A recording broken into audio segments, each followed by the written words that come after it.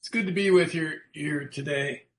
We were talking just before the meeting about the fires that are going on over here. I'm in Los Angeles, and what it reminds me of, well, it doesn't remind me of what I'm experiencing is tragedy, chaos and tragedy. And I'm in a room full of recovering drug addicts. We're familiar with that, aren't we? You know, when these things happen, they're awful, but it also, there's an aspect of it, it brings people together. We have a common crisis. Right now in Los Angeles, we all don't want to burn up, right? So people come together. It's very heartening when you watch the news and you see all the organizations that are coming together, all the help that's coming.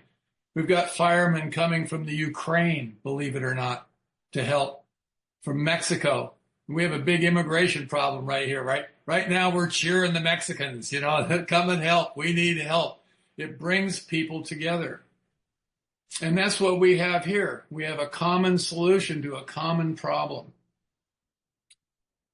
My sober and clean date is March the 27th, 1985. If I'm a good boy, in March I'll have 40 years.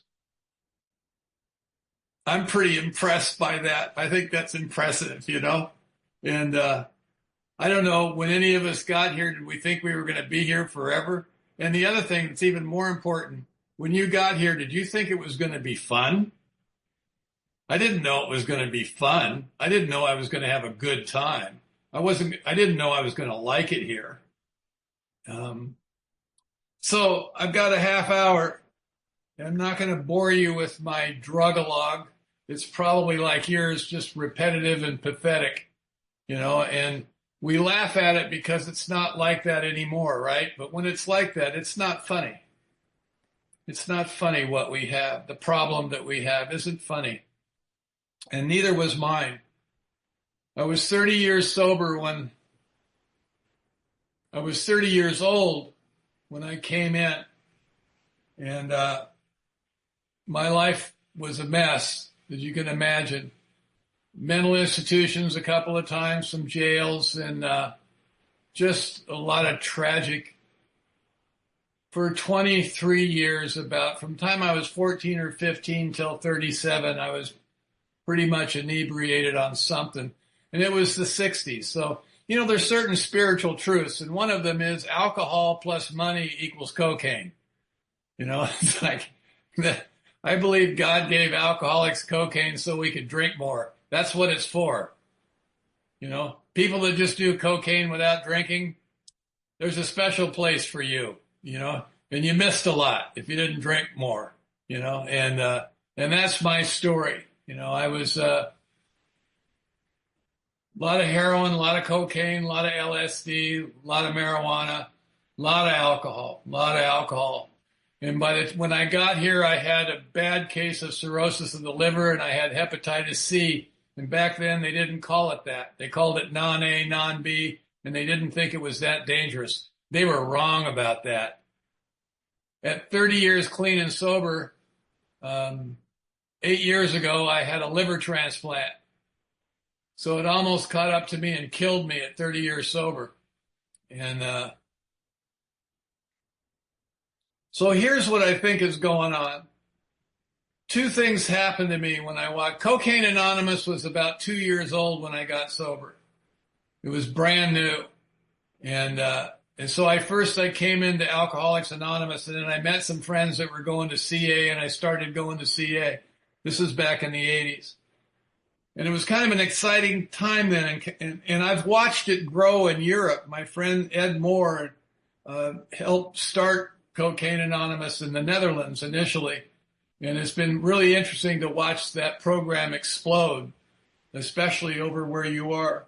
And so anyway, I came in and I walked into an AA meeting. It was at the Hermosa Beach Alano Club in Hermosa Beach, California, just south of the airport. LAX, some of you might have been there. It's right along the beach.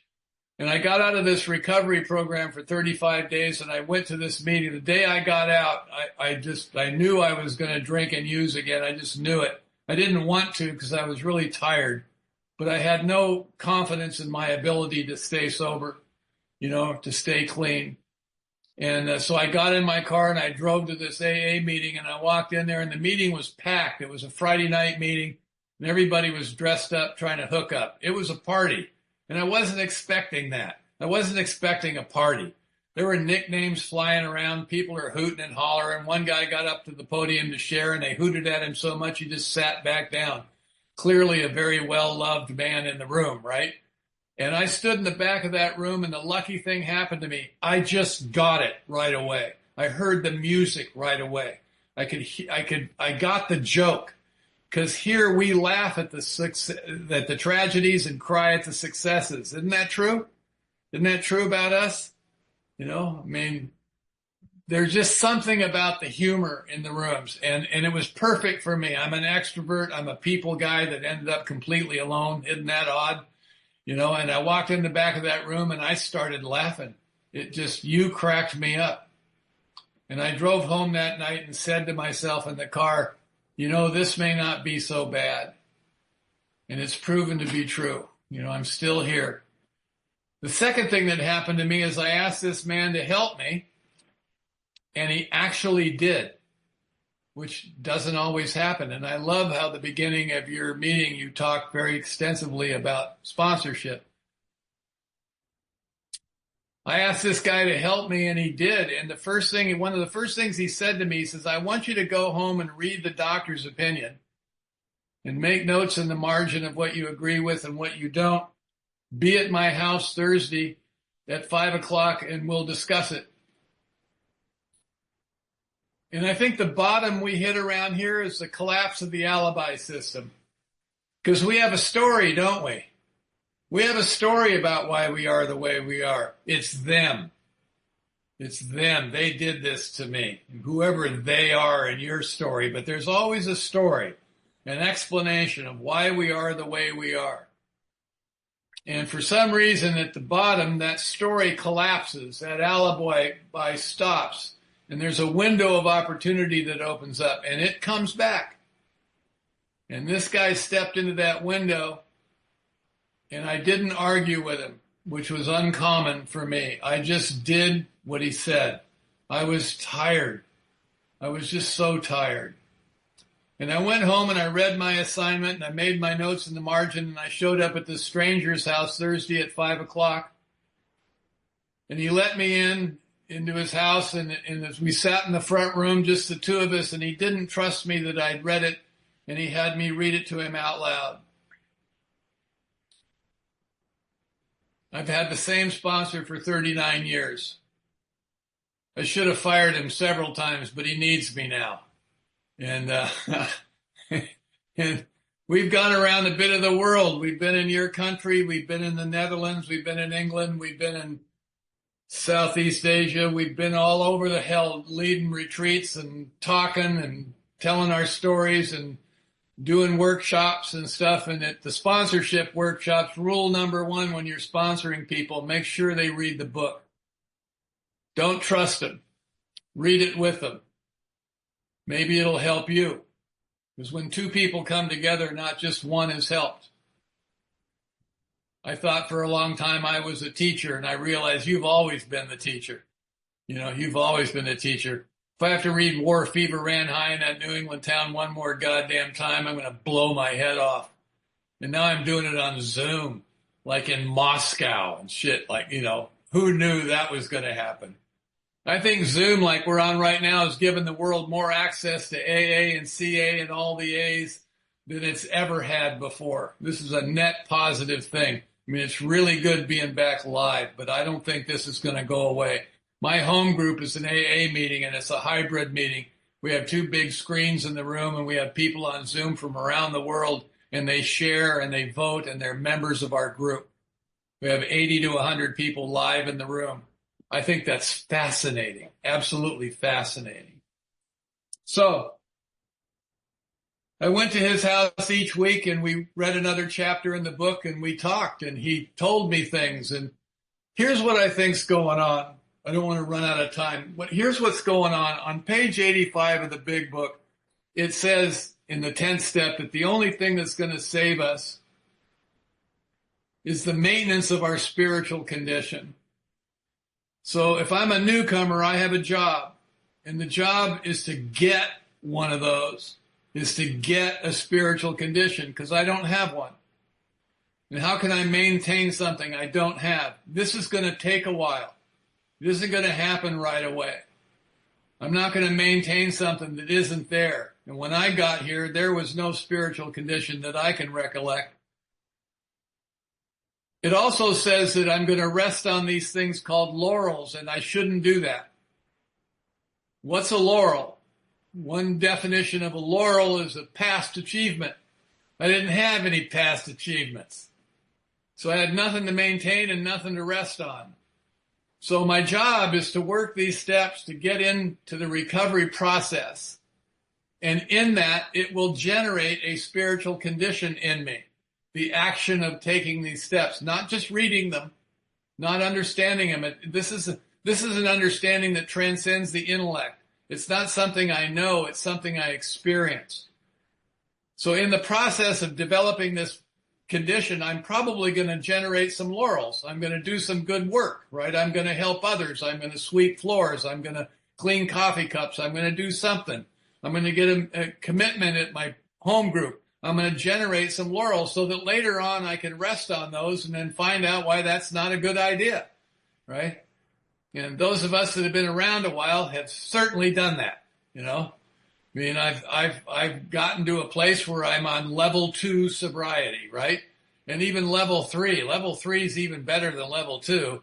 Level 3 is when you realize there's no goddamn levels, you know?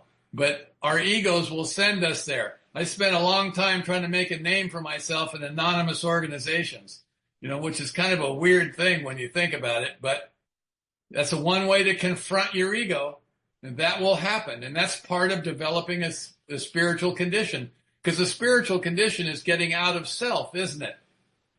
That's a spiritual condition, you know. The end result of humiliation is humility. It's like, and I've been humiliated a lot in my arrogance and my pomposity and all of this stuff. One thing I've done well is I've not run away. So I've gotten to the other side of a lot of that by seeing it, by experiencing being human.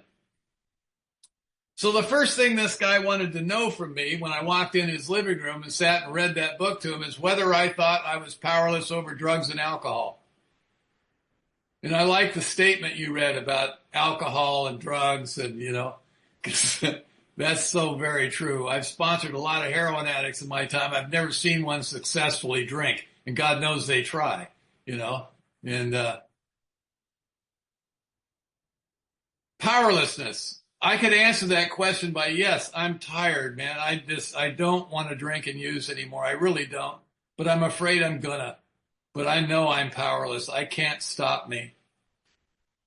39 years later, I think it's everything. I talk to you incessantly about how if you were a little bit different, the two of us would be a hell of a lot happier. And you insist upon living your own life, and it pisses me off at my core, you know. And I've lost complete control over the geopolitical situation in the world. Look at it, you know. 4 or 5 years ago, I shut off the TV news because I wasn't emotionally stable enough to deal with it, you know. So I'm utterly powerless, and I don't believe I require any power. I think life is just unfolding right in front of me. And there's the illusion that I'm the author of this unfolding. This is a classic sign of self-centeredness, narcissism, you know. The world, the universe is focused on me. No, it's not, you know. It's just unfolding. And the best I can hope for is some self-awareness where I can watch the unfoldment and take advantage of what's being presented to me.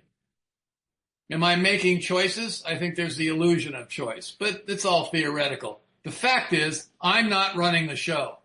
So powerlessness is the first pillar of spiritual condition. In any mystical path that you go down, whatever book you read or mystic, whatever discipline they come from, every one of them talk about personal powerlessness, that we are not running the show. The illusion that they talk about is this illusion that we somehow have power, that we're somehow the author of what we're doing. That's not the case, and my life experience proves that to me. I still have an ego. I still think that it's all personal, but I know it's not now. I know it's not. It's not personal. It's just unfolding. So the first pillar is powerlessness. Then we get to the inventory process, right? You want me to list all things like the third step is interesting. It says the third step says that I'm going to make a decision to turn my life and will over to clearly what already has it anyway, right? But I've been withholding myself from the totality of all things long enough. I'm going to acquiesce now and allow you to take me. Thank you very much. Where's my trophy, right? And we have these windy discussions about what is God's will and what's the difference between my will and God's will. Once again, separation, right? Subject, object. I don't believe that anymore. I don't think I'm separate from God. I don't think I have a separate willpower from the innate power that drives the entire universe. That's an ego trip, don't you think? You know? Powerlessness. Powerless. And what life and will is it talking about in the third step? It's the end result of living a life with seeming power, right? It's resentment, fear, and broken sexual relationships. That's what I bring to you. And I list it and I share it with this stranger. I had an experience when I did that. I realized, my God, it's going to be like this now. The old life is over. Isn't that remarkable? I was with an Indian guru some years ago, and I'm talking to him, and he's laughing at me, and I go, what are you laughing at? And he goes, I love you, alcoholics and drug addicts. I go, why is that? He says, well, the rest of them out there want to get awakened. You're just trying to figure out what the hell happened. You've already got it. You just don't know it. You know, you think that you need an answer. No, you don't. You're the answer. I'm the answer. Aren't we the answer? The fact that we're sober, clean and sober, isn't that the answer? Isn't that what we're looking for? We've had that experience. We've been awakened. Our head has popped out of our ass, and we're looking around and go, where the hell am I? How did I end up here? I think that's true about us, and I think the rest of the journey is trying to get close to whatever it is that saved us. But we spend so much time trying to define what that is, we miss the experience. You can spend so much time on the goddamn menu, you forget to eat the meal, you know? And the meal's right here. We're here. This is it. This is what we get. This is good enough. You know? So I read this fifth step, and what's the lesson in the fifth step? I have to stop blaming other people and institutions for my problems. High school is over. It's time for little Bill to take responsibility for his emotional state and his behavior. No more blaming. No more complaining. No more blaming. And that's going to take a while because it's part of who I am. You know, I've got this whole list of assholes that I think about every night. You know, that's got to end.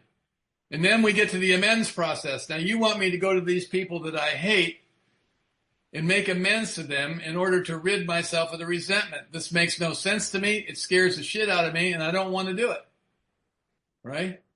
But when I go to somebody that I don't ever want to see again, and I look them right in the eye and I say the words that need to be said, when I turn and walk away from that experience, I am changed right then and there. No waiting. That is a cathartic experience. Now, sometimes I'll do this little rant and somebody will come up to me afterwards and talk about it, and I'll ask them, you know, I can't meditate, my head's too busy, stuff like that. And I say, have you made the amends? And he'll respond by saying, I'm making living amends, which means no, I haven't made the amends, right? Do we make living amends? Yes, we do. After we make the amends, then the behavior changes. But nobody that's made the amends would ever say, oh yeah, I'm making living amends. He would say, yes, I have. It's like, because you will never forget that experience of going back. This is a major aspect of the program. This is where the transformation really begins. This is when the alibi system fully collapses. Because the lesson in the amends process is the third pillar of spiritual condition. The first one's powerlessness. The second one is to stop the blaming. The third one is nothing was ever personal. No one was ever doing anything to me. They're just doing what they do, and I happen to be in the blast radius of their behavior. None of it was ever focused on me. That's a shock to the system, because it sure seems personal, doesn't it? It sure seems like it's personal, you know, and some of the stuff is really dramatic. Some people have had really horrendous stuff happen to them, but I'm here to report to you it was never personal. When those three things come together, I'm powerless, I'm working on stopping the blaming, and then I begin to realize that the story that I've been telling hasn't been correct. This changes the story because the motivation we give to the evil people they didn't have. We realize this is the beginning of the realization that I am not the center of the universe. When those three things come together, that's the collapse of the egoic structure of who I think I am. This is the destruction of my personality. This is not necessarily a happy thing. And I can tell you this, that kind of self-awareness without humor is depression. It's like, you reach a point on the spiritual path where you stand there and you go, oh my God, it's me. I'm the problem. I am the source of all the chaos in my life. And that does not mean that the other perpetrators are innocent. But if I retaliate, if I engage, I have to own that. I have to own my emotional nature. Instead of making excuses for it, I have to own it. Because I'm powerless over you. If I expect you to change in order for me to be okay, that is never going to happen, right? This is going to have to come internally. 1 through 9 is about 10% of the program. It's not the work that we talk about. It's the bare minimum. It's Sober 101. It's the first semester. 10, 11, and 12 is 90% of the program. It's where we live. This is where it really happens. This is the manifestation, the end result of the work that we've done up to this point. This is when the work really starts. And the 10th step is about making amends in the present moment. I get it now. It's me. I get it. I'm starting to get it now. In meditation, we can watch ourselves think. We can sit quietly, close our eyes, focus the mind on the breath coming in and out of the nose, and you will notice that the egoic mind, the thinking mind that carries within it the persona of who you think you are, which is the one that is defensive, that's trying to protect it, that doesn't want to make amends, it's that guy, right? We talk about it in the program, my head is out to get me, right? We make it adversarial because that's who we are. It's not the enemy. It's not trying to hurt me. After all, it needs me for transportation. It thinks it's me. I think it's me. I'm in collusion with it. I listen to it. But in meditation, I notice when I focus on the breath that it doesn't want to focus on the breath. It doesn't want to be in the present moment. There's nothing for it to do. So it wanders away from the breath, and I notice that it has wandered away. So who's doing the noticing now? Who notices that and then brings it back to the breath? Isn't that fascinating? This is a game-changing experience. This experience is game-changing. It changes the whole chessboard, right? Evidently, I don't have to go where it wants to take me. I'm onto it now. And it's part of me. It's not the enemy. It's not trying to hurt me. It's an aspect of being human. Like we love to say that we have drug addict or alcoholic thinking, like we have some kind of unique neurotic shit. No, we don't. We're just emotionally immature. We got loaded for 20 years. So we didn't grow up. And we look like we're growing up now, but we'd like to think that we're uniquely neurotic. And we would like to blame our drug addict problem and our alcoholism on all the bad behavior that we exhibit in sobriety, you know. And we got to give that up. We got to stop the blaming. We got to stop the whining. We got to be self-aware now. And in that 10th step, the fourth pillar of spiritual condition is self-awareness as compared to self-obsession. Being able to watch yourself move through life. That's a game changer. Meditation is very simple and easy. Anyone can do it. It's not that dramatic. My sponsor loves to say we can't stay sober on 11 and a half steps. It's in the step. You got to do it. And it's a great tool. It's a great tool. The final pillar, the final thing, the thing that's missing in us, the thing that's missing in selfish and self-centered people, which is the root of our problem. I believe that today. It's the root of all humans' problems. It's everybody. It's not just us. We're part of the human race. We're not that unique. We just have a severe problem, and we're forced to look at this stuff in order to save our own lives. So we're on this spiritual path. We have a spiritual condition now. We can maintain it now. How do we maintain it? The thing that's missing in selfish and self-centered people is compassion. It's the fifth pillar. It's a big one. It's a big one. I can't really feel you in my life. I'm not capable of intimacy. I might be able to have sex with you, but that's not intimacy. It's a fun thing that we get to do, and it can be the celebration of intimacy in a relationship. Certainly it can be that. But intimacy, being close to somebody, being close to other human beings, I don't do that. I'm not, and I don't know that I don't have it because I've never had it. I never gained it. And the mechanism that's used in our 12-step program to address that is sponsorship. It's more than activity. It's more than having commitments. It's more than that. Being a sponsor, reaching out, really trying to help somebody is a method of getting out of self. Even if you're motivated by self to look good, what will happen is what happened to me is I began to fall in love with you. And for some reason, I can practice this intimacy, this patience, tolerance, kindness, and love in the rooms, in the recovery rooms. But I have a hard time doing it outside of that. I have a hard time doing it in my own home. I don't know why that's the case, but it's certainly been true for me and for many others.